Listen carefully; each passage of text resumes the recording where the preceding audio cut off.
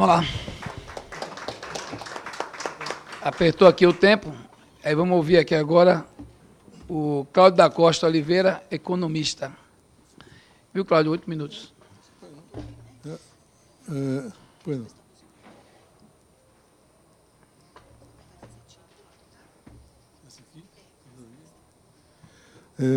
Boa tarde, agora já é boa tarde a todos e a todas, né? Eu quero cumprimentar aqui os companheiros da mesa, o Paulo, o Rangel, o doutor Estrela aqui do meu lado, agradecer ao deputado Zé Neto pelo convite, da gente vir aqui falar alguma coisa. Eu vou abordar um assunto um pouquinho diferente daqueles abordados até agora. Eu deixei um documento que provavelmente está publicado aí no site, vai estar publicado lá na comissão, não é? E nesse documento tem diversos gráficos, eu acho que não dá para eu falar sobre tudo, não vai dar tempo. Mas, no fim, tem um e-mail meu que quem tiver alguma dúvida pode chegar e me passar um e-mail, questionar, me perguntar, falar alguma coisa, né? Vocês, naturalmente, já ouviram falar que a Petrobras esteve à beira da bancarrota. Tem muita gente que diz que a Petrobras quebrou. Tem uns 15 dias atrás, eu vi o próprio Bial falando lá para um entrevistado dele, não sei qual assunto, ele falou, mas a Petrobras quebrou, né? Pergunta, mas de onde será que ele tirou isso? Né? Eu nunca vi, eu acredito que vocês também nunca viram, ninguém dizendo quando que a Petrobras quebrou, por que que ela quebrou, onde foi que isso apareceu. A única forma de a gente saber isso é olhando os balanços da empresa, né? Os balanços que são padronizados, auditados, publicados, não é verdade? Então, o que eu fiz foi isso, eu levantei alguns dados dos balanços da Petrobras, né? E eu verifiquei que a Petrobras não tem, nem nunca teve, qualquer problema financeiro. Muito pelo contrário. Quer dizer, vocês viram na última campanha política, pelo menos 90% dos candidatos iam, no discurso eles falavam, nós não podemos deixar a Petrobras chegar naquele ponto que ela chegou, de quase insolvência. Mas ninguém fala um número. Onde? Onde é que foi a insolvência? Cadê o número? Me mostra. Alguém olhou os balanços da Petrobras? Não, ninguém viu. Bom, eu fui ver, levantei os dados. Esse primeiro número que eu levantei é a liquidez corrente da empresa. A liquidez corrente da empresa é a divisão do ativo corrente pelo passivo corrente.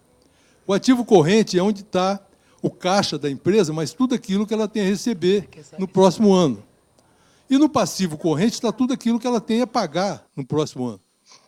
É como se vocês fossem fazer um fluxo de caixa de vocês para o próximo ano, né? Você coloca, eu tenho no banco tanto, vou receber tanto e tenho de pagar tanto. Se essa divisão der igual a 1, significa que está equilibrado. Se der menos de 1, significa que tem algum problema, você vai ter de rolar uma dívida, fazer um empréstimo, diminuir uma despesa, alguma coisa dessa. Agora, se está acima de 1, significa que está sobrando recurso. Você vai poder programar umas férias aí com os filhos, dar um passeio, está sobrando dinheiro. Bom, essa liquidez corrente da Petrobras, que está aqui desde 2010, nunca, em nenhum momento, ela foi inferior a 1,50. Ou seja, em nenhum momento a Petrobras teve... Quando fala 1,50 aqui, significa para cada um que ela tenha a pagar, ela dispunha de 1,50. Tá certo?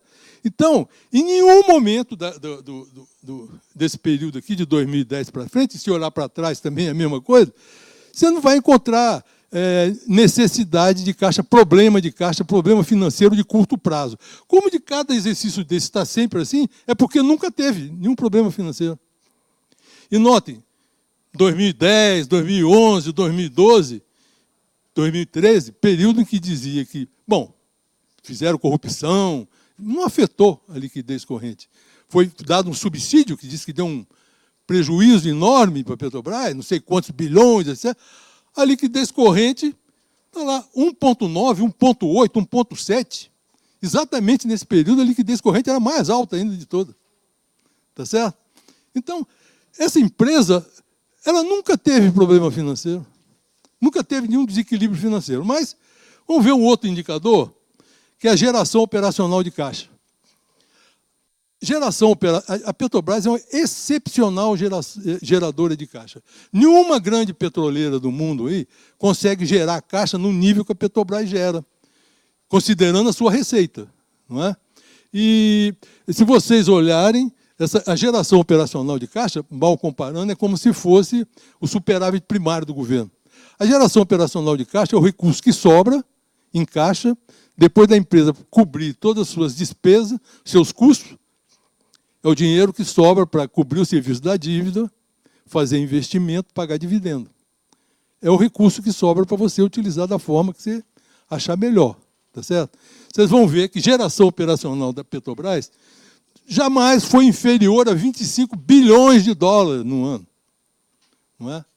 E uma empresa que tem uma receita em torno de 100 bilhões de dólares, 100 e pouco, quer dizer, essa geração operacional, ela consegue transformar de 100 bilhões da receita, 25 bilhões vai para o caixa. Gera caixa, tá certo? E vocês vão ver, novamente, que nesse período em que teve todo o problema da corrupção, problema de subsídio, a geração operacional de caixa, vejam bem, 2011 foi a maior geração operacional de caixa da história da Petrobras. Estava em pleno subsídio. Em nenhum momento, hoje não se consegue alcançar a geração de caixa que se alcançava. Em 2011 nunca mais se alcançou. Tá certo? Então, essa empresa, é por causa dessa geração de caixa que ela consegue ter aquela liquidez corrente lá em cima. Porque é essa geração de caixa que mantém aquele equilíbrio financeiro que ela tem. Um outro número é o saldo de caixa. O saldo de caixa da Petrobras, você veja que ele sempre foi muito elevado. Mas num momento em que a empresa estava investindo muito, para vocês terem uma ideia, de 2009 a 2014, a Petrobras investiu em torno de 250 bilhões de dólares. Então, quando você está numa fase de grande investimento, é provável que você tenha uma necessidade maior de caixa, né?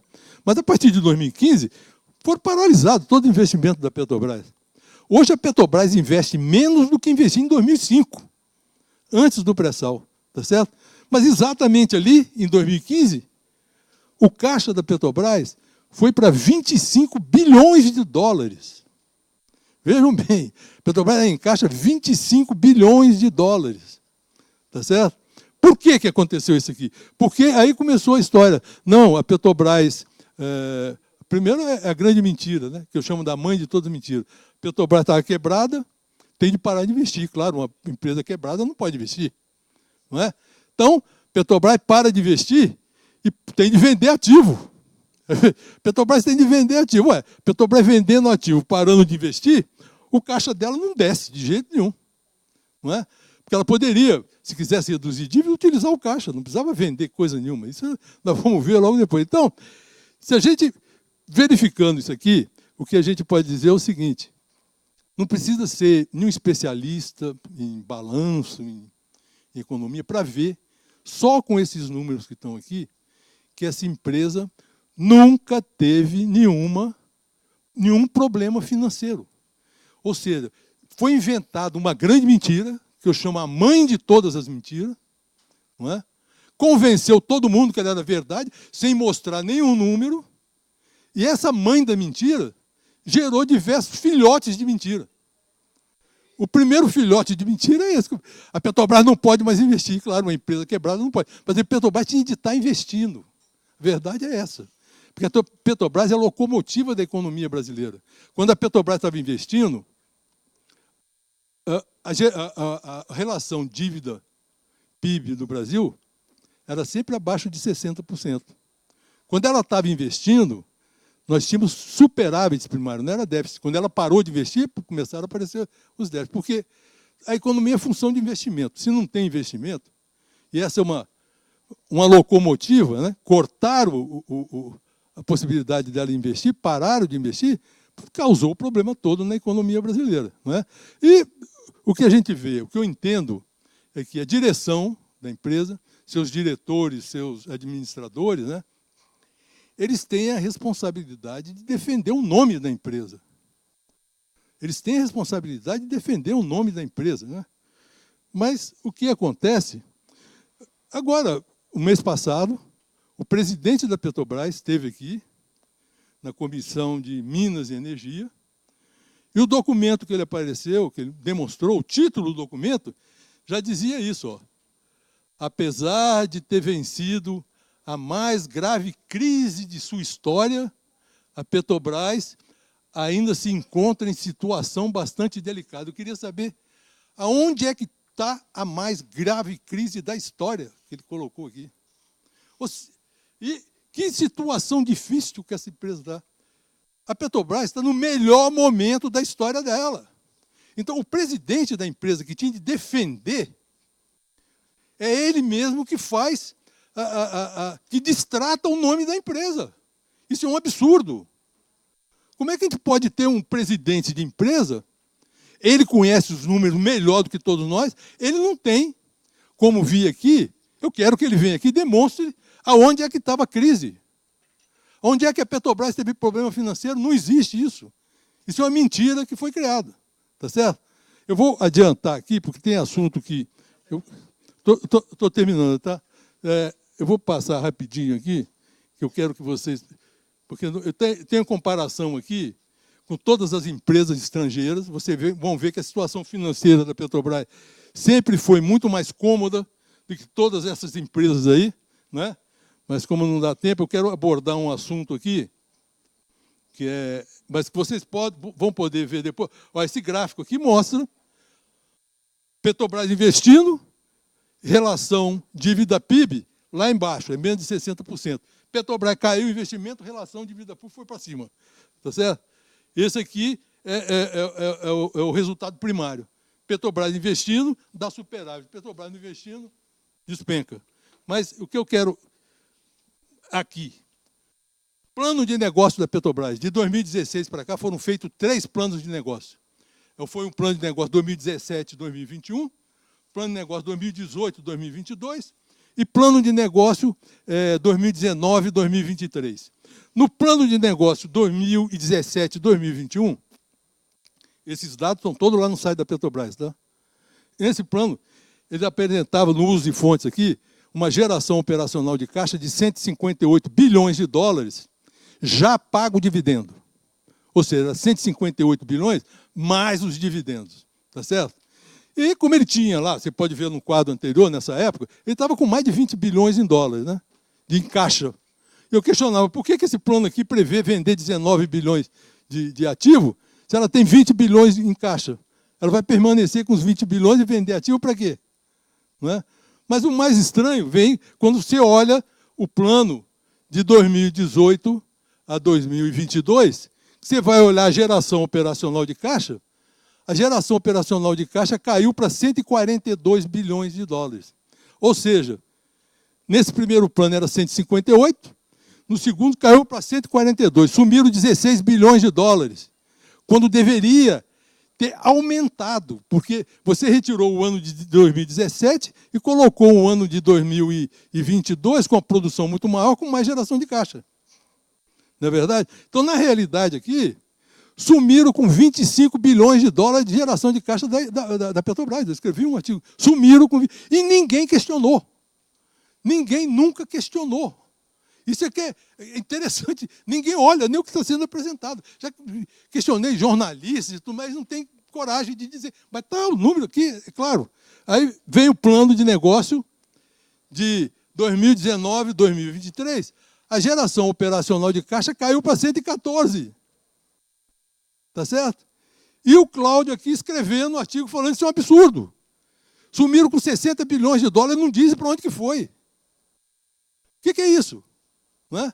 Mas, de repente, para me salvar, apareceu lá o Goldman Sachs, mandou um documento para os seus clientes, dizendo que o plano, esse último plano de negócio da Petrobras, tinha embutido 40 bilhões de dólares para pagamento de dividendo. E aqui eles falam que são caminhões de dinheiro, etc. e tal. Foi um artigo, uma notícia que saiu do Goldman Sachs, informando isso aqui, só que o Goldman Sachs errou a conta. São 40 bilhões, não. São muito mais de 60 bilhões que desapareceu aqui. Então, ele, além de contar mentira, que a empresa, eles ainda escondem o futuro da empresa.